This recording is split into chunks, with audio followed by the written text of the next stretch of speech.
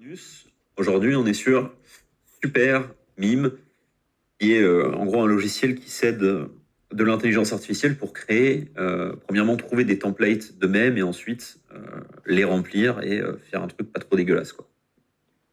Alors, avant de commencer, dans quelles conditions on pourrait utiliser ça? J'ai mis 4 exemples.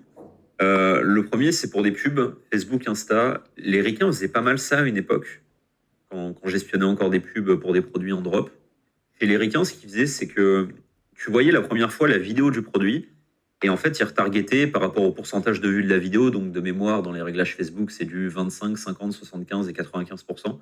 Et le retargeting, c'était un mème, en fait, qui s'adressait personnellement à toi en mode putain, mais en fait, t'as toujours pas acheté le produit après avoir vu la vidéo? Tiens, 5%. Et c'était une tête pas contente et une tête contente dès que tu recevais le code, quoi. Et en vrai, ça changeait. Et selon les analytiques de leur shop, les mecs brassaient pas mal de pognon, quand même. Donc, c'est une méthode qui marche assez bien et surtout qui était différente. Deuxième option, c'est donc pour animer vos pages de réseaux sociaux.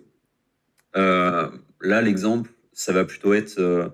j'ai été pas mal sur les Twitter, sur tout ce qui touche les projets Web3 et plus précisément les projets NFT.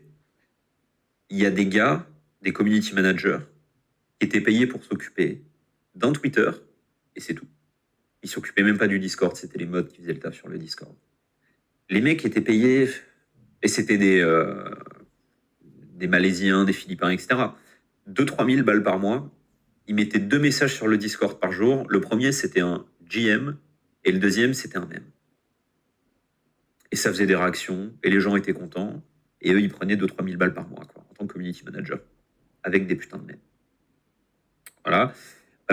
Troisième cas, c'est un article de blog. Alors, c'est vrai que si vous avez des articles de blog un peu ultra, genre très longs, qui partent dans les 2000 mots, etc., foutre un mème au milieu. Alors, il faut que ça colle au ton du truc, forcément. Si vous avez un blog sur les têtes de mort et que vous mettez un mème extrêmement drôle, non, mais un truc même qui pousse à l'achat, avec un petit code de réduction, un truc, machin, quoi. Ça peut être pas mal. Et le dernier, c'est dans vos emails. C'est vrai que personne ne pense à ça, mais en plus,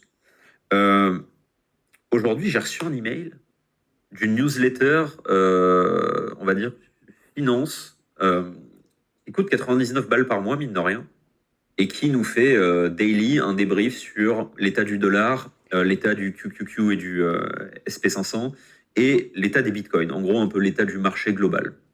Et aujourd'hui, il se trouve que on est mercredi 1er et il y a un meeting de la Fed chez nos amis les ricains et les décisions qui vont être prises dans ce meeting vont influencer la réaction du marché, quoi. Et en fait, c'est vrai que c'est des mêmes, c'est des emails quand même assez longs, c'est des gros paragraphes. Les informations ont énormément de valeur dedans, mais putain, c'est chiant à lire, quoi. Et là, aujourd'hui, il a mis un mème parce que son pote lui avait conseillé machin. Il a mis un mème par rapport à ce meeting des gars de la Réserve fédérale. Et putain, voilà, il a foutu ça au milieu, ça a fait marrer tout le monde. J'ai vu sur le groupe privé Discord qu'il y avait eu énormément de réactions positives, que les gens lui demandaient d'en mettre encore plus. Et voilà, c'est quand même pour un produit assez, on va dire, assez premium, quoi. Parce que, ouais, une newsletter à 100 balles par mois, voilà, c'est pas un porte-clés en dropshipping à 8 € de panier, quoi. Et en fait, ça a bien marché, les gens étaient contents et on lui demandait de continuer à faire ça parce qu'effectivement, c'est sérieux, etc. Machin. Ouais, mais si on peut quand même se marrer un petit peu. Voilà. Donc, pour revenir au logiciel. Vous arrivez ici, donc vous pouvez faire commencer gratuitement, machin. Vous avez 20 crédits. Voilà, moi j'ai fait quelques tests. Premier truc, vous pouvez faire du text to meme. Donc là, en gros, vous pouvez random text, voilà. Ou vous pouvez écrire une situation vous-même. Là, par exemple, c'est Product Management, c'est des trucs. Ouais, voilà, c'est de la merde d'ailleurs. Les programmeurs aiment débattre sur quel langage de programmation est le meilleur. Pour l'exemple, hein, on va faire générer ça.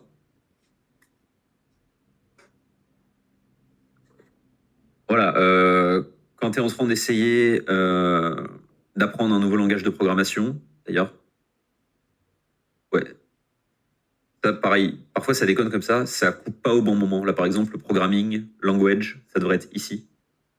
Et and someone start arguing with you, ça devrait être en bas. mais vous voyez l'idée, quoi. Vous voyez l'idée. Après, vous pouvez éditer le truc. Donc, voilà, l'idée, ça serait de... hop, on prend ça. Tac. Tac. Voilà. Donc, voilà, c'est des trucs comme ça. Founder making, voilà, on va dire l'entrepreneur qui fait son premier sou avec son produit.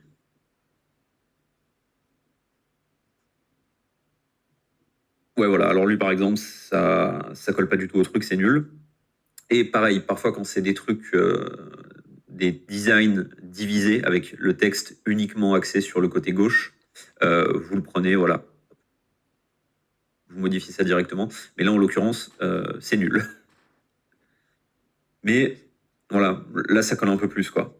Donc l'IA est quand même assez jeune, il y a des bugs, il y a deux, trois problèmes. Parfois, il y a des lettres qui se rajoutent, enfin des signes, pardon, pas des lettres, des égales, des apostrophes, etc. C'est assez rare, mais ça arrive. Mais voilà, les mecs bossent sur ça que depuis quelques mois. Donc, c'est pas mal. C'est pas mal, c'est pas mal. La deuxième option, c'est d'aller dans thème, mime.